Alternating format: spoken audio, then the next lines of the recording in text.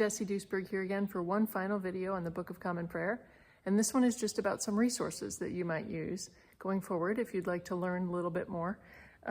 So the first one is simply an audio version of praying the Book of Common Prayer, which you can find on any podcast platform like Spotify, and it's a daily office podcast, and that will just give you an audio track to follow if you want to pray the daily office with somebody who's guiding you through it. Another resource is this book called Praying Shapes Believing, a theological commentary on the Book of Common Prayer. This actually will walk you through why at a much deeper level than I did, why each part of the Book of Common Prayer and even a service of Anglican worship, why we do the things we do in the order we do them. So this is a great resource. It's pretty readable, pretty understandable. So I highly recommend this one by Leonel L. Mitchell. Another resource is called The Book of Common Prayer, a Biography by Alan Jacobs. Also, just a fun history of the Book of Common Prayer. It digs in more detail about how the Book of Common Prayer came to exist and what's happened to it over the years.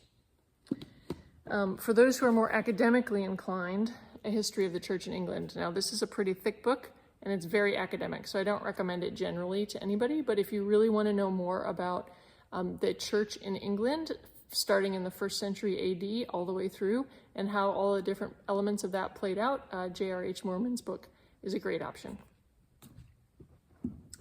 And then last, Every Moment Holy. This is not Anglican specific, but it's a book of prayer that's been put together by believers in North America, and they have created prayers for all different kinds of situations of daily life.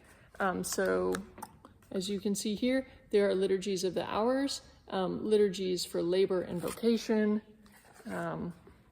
liturgies of creation and recreation, liturgies of blessing and celebration, liturgies of petition and provision, and so on. So you have things like prayers for the enjoyment of a bonfire, or for fiction writers, or changing diapers, prayers before a meal eaten alone, prayers for washing of windows or home repairs, and then they go on to sorrow and lament, the anniversary of a loss, liturgies of the moment for sighting a flower in bloom.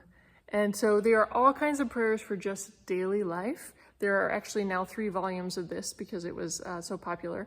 And it's just, you can say a prayer on your own, but sometimes a scripted prayer will bring to mind something that wasn't there in your own mind and help you feel like you're connected with other people in that moment as well.